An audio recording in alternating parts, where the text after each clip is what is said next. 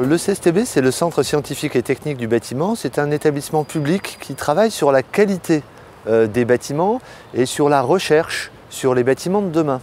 Alors par exemple, on a développé la notion de bâtiment basse consommation et de bâtiment énergie positive qui sont aujourd'hui repris dans le Grenelle de l'environnement.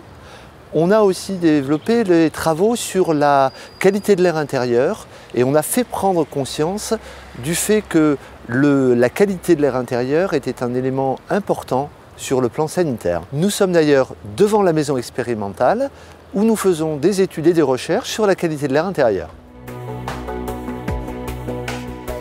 Nous travaillons aujourd'hui sur un certain nombre de grands axes pour améliorer la qualité des logements dans le futur. Premier axe de recherche qu'on a aujourd'hui, pouvoir afficher sur chacun des produits que vous irez acheter, tous les produits de construction, mais aussi le mobilier, des produits d'entretien, une information sur l'impact qu'il peut avoir sur la qualité de l'air, c'est-à-dire sur les polluants qu'il émet. Si on est un peu plus prospectif et qu'on regarde les travaux de recherche qu'on mène à plus long terme, on travaille par exemple sur des systèmes qui pourraient stresser les virus qu'il peut y avoir dans notre environnement, de manière à ce qu'ils puissent moins se propager dans les environnements dans lesquels nous vivons.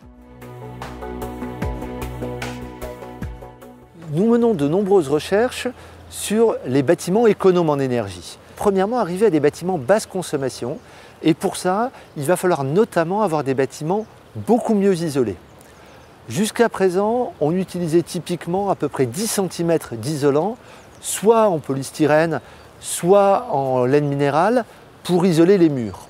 Demain, on va avoir des épaisseurs quasiment doublées, de l'ordre de 20 cm, et on va avoir une variété de matériaux. À plus long terme, on travaille sur des matériaux isolants qui vont, en 3 ou 4 cm d'épaisseur, avoir la même efficacité que des matériaux qui font 20 cm aujourd'hui.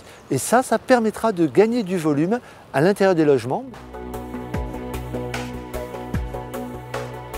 Autre idée sur les bâtiments à énergie positive, c'est-à-dire qu'on va passer vers des bâtiments dans lesquels on va pouvoir produire de l'énergie à l'intérieur du bâtiment.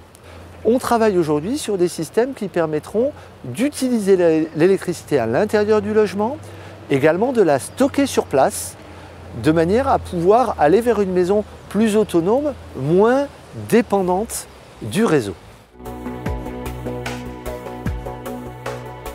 Alors cette notion de gestion, ça nous amène aussi vers une évolution forte qui est celle des bâtiments intelligents.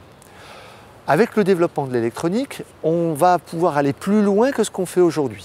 On a bien envie que quand on quitte la maison, elle puisse se mettre en veille de manière à économiser l'énergie, se mettre en sécurité. Donc on va avoir de plus en plus de systèmes qui vont disposer de capteurs de présence pour savoir si on est là ou si on n'est pas là. Les systèmes de ventilation commencent à en disposer aujourd'hui, les systèmes d'éclairage en auront demain. Ces automatismes vont aussi nous permettre de tirer mieux parti de l'environnement. Pourquoi, par exemple, s'il fait trop chaud en été, envisager de mettre une climatisation alors qu'avec un système bien conçu tel que ceux sur lesquels on travaille aujourd'hui, on pourrait avoir la protection solaire qui s'abaisse automatiquement quand il y a trop de soleil, la fenêtre qui s'entrouvre au moment où on peut profiter de la fraîcheur de l'extérieur. Avec des systèmes de ce type, on pourrait sans doute éviter la climatisation dans des logements, même si la température extérieure croît. Alors, on voit fleurir aujourd'hui des maisons basse consommation. Ça s'est développé en Allemagne et en Suisse il y a quelques années. En France, on est en plein boom aujourd'hui.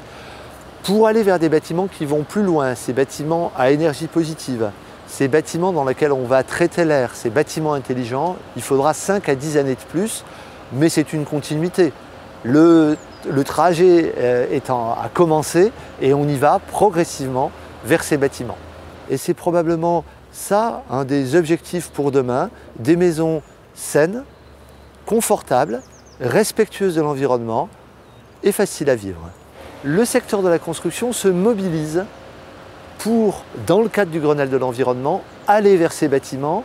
Et ce changement, c'est vraiment une chance à la fois pour les occupants et puis pour les gens qui construisent ces bâtiments.